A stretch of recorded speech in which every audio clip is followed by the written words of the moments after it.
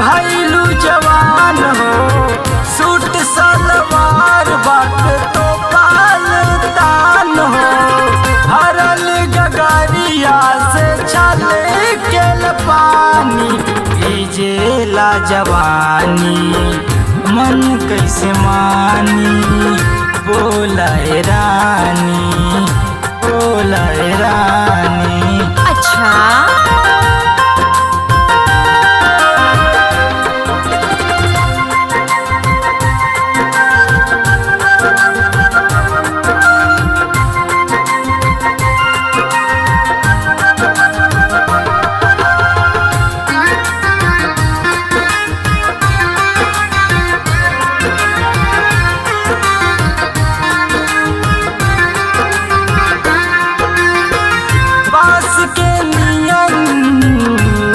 के कमरिया जाले रानी वाले आके डगरिया बांस के नियन तो हर लच के कमरिया जाले रानी वाले खा के डगरिया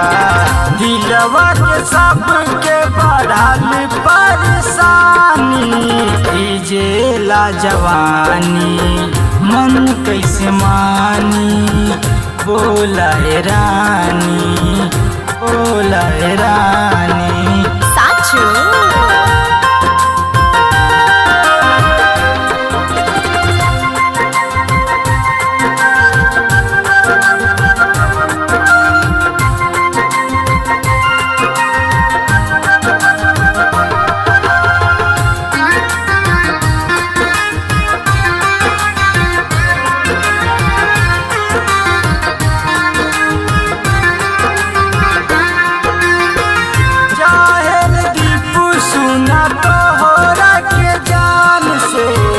चश्मा लगा के बुढ़वा देखेला ध्यान से चाहे दीपू सुना तोहरा के जान से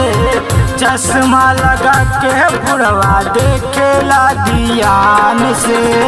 यार के अपने ना पहचानी भीजेला जवानी मन कैसे मानी बोलाए रानी